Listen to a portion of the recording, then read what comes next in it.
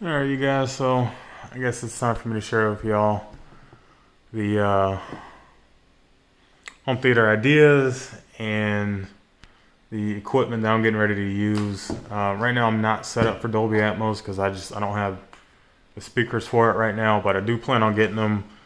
I don't know exactly what speakers I'll end up getting, but I want them all to match with the surrounds and the ones that would go up in the ceiling. So I'm gonna do a full 11.2 setup for Dolby Atmos and DTS:X. So I guess I can kind of give you guys like a virtual tour of the house because obviously we're not in it. Like I said, we're still in the apartment and make our first rent payment on the 18th, and we have to wait until the 24th to get the keys. So I asked them why such a huge delay. They said they just want to make sure that they get their first payment. So we'll have to see. Anyway, so this right here is the front room. This is where the theater room is going to be. Of course, there's tile floor in there, but I do plan on at least rolling down some temporary carpet for the time being. And also the chandelier that's hanging up right here in the ceiling. There's actually two in that room. For the time that we'll be there, I'm actually going to take these chandeliers out. It's very easy to take them out. So obviously, yes, I know I'm going to be, very careful about pulling those out because they need to go back up when we get out of the house. Obviously, that's not going to be our home to live in forever, but it's just up there for the time being. And then I don't know if I'll put the equipment here. I'm thinking I'll put the equipment here. All right, so that's the back wall. And then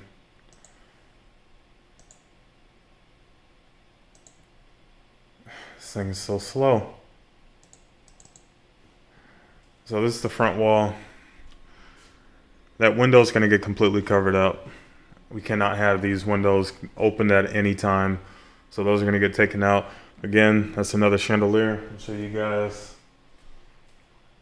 the idea. So while we're taking those out, the reason why is because I plan on getting us a projector. It's a home theater with the TV in it. So I'm looking at buying these ultra flat lights. So these will go in there. And plus these are LED. So that'll definitely help us out with saving power, especially when I show you guys what I'm using for the equipment for this room.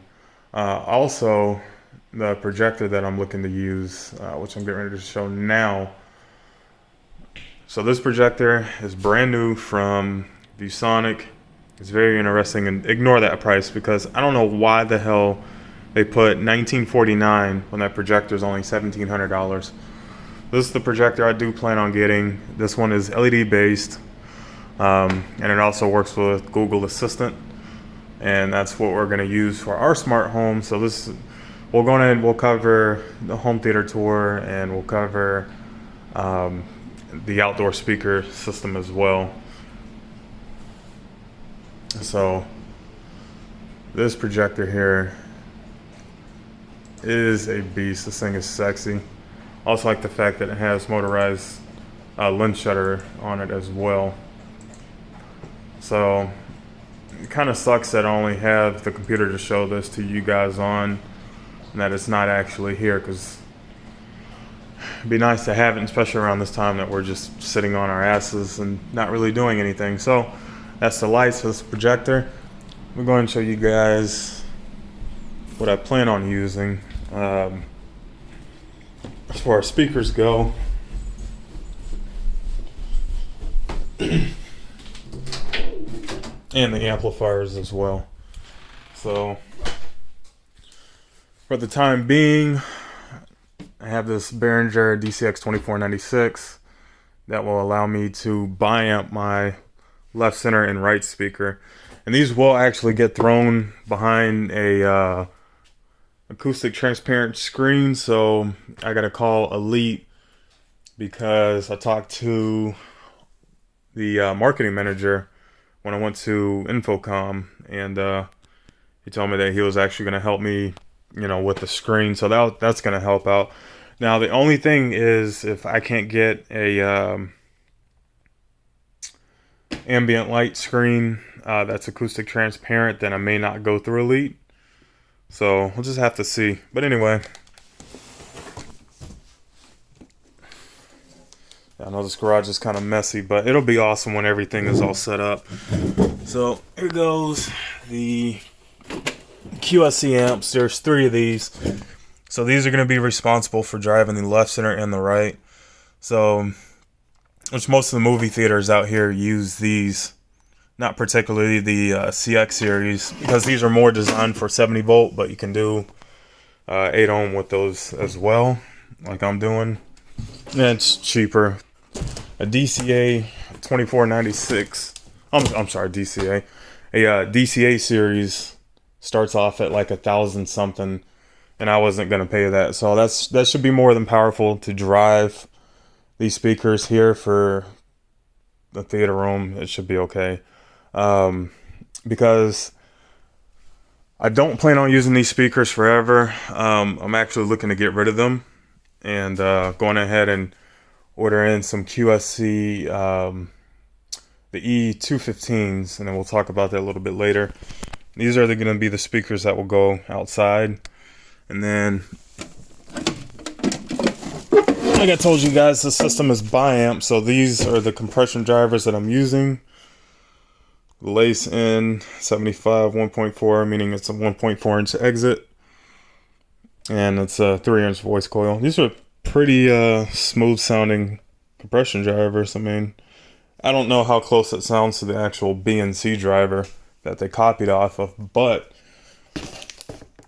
they're pretty clean, and it's what I can afford at least right now. So yeah, that covers that. And then I'll show you guys the subwoofer and processor. Go right on up here, and here it is. So right now, I know in the apartment, I actually brought my subwoofer in here because, man, I'm just bored out of my mind.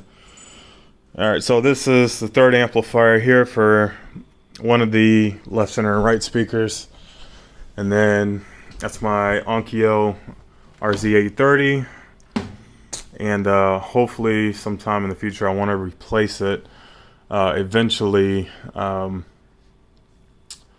to get the Monoprice processor.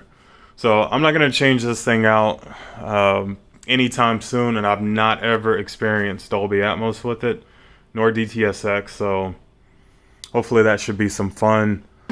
And then subwoofer, it's the La Voce SAF 183, no, I'm sorry, 18403.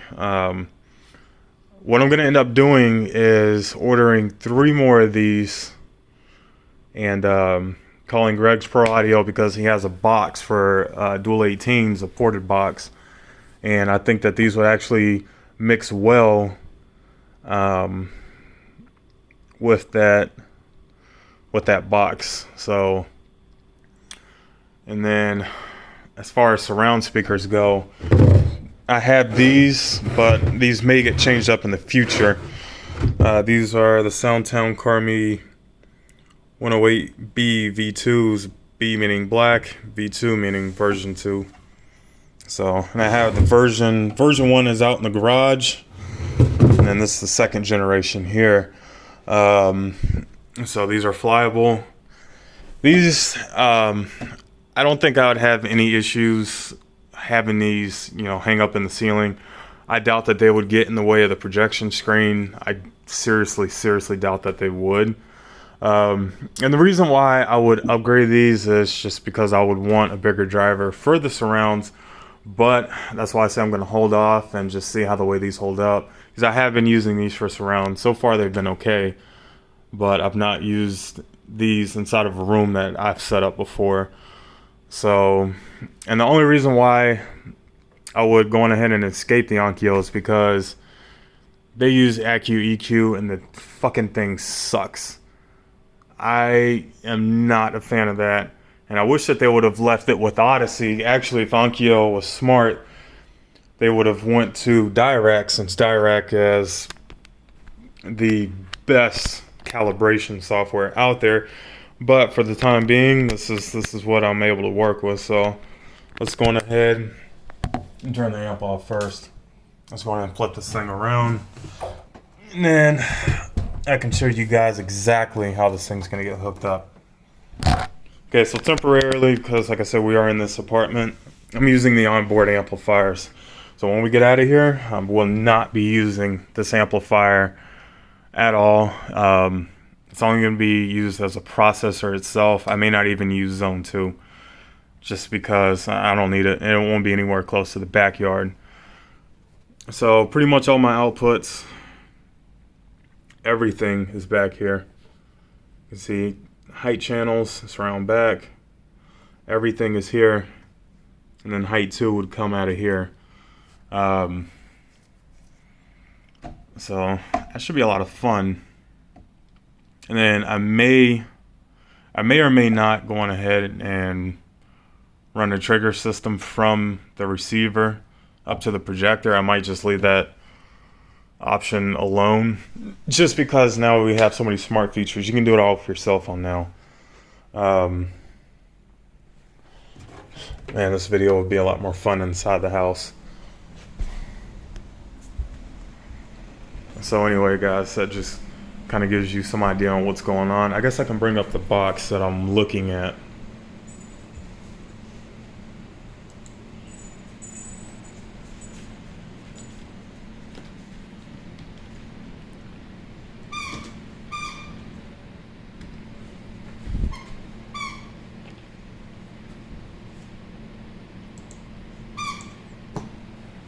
If you guys don't know about this guy, he actually sells, really.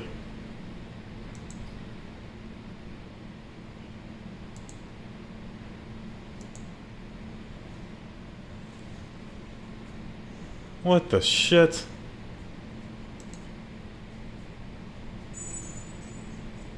Okay, let me go to images and let me see if I can even...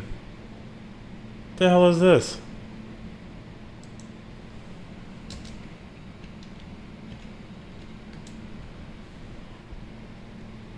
Here we go. Should take me to the website, but if it fails, it fails. Yeah, he must be having issues. Oh well.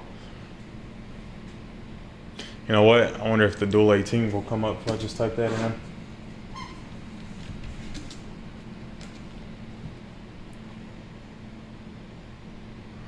And...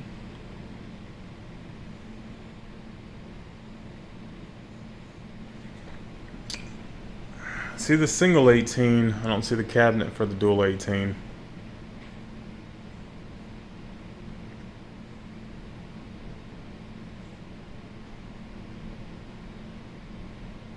That's okay.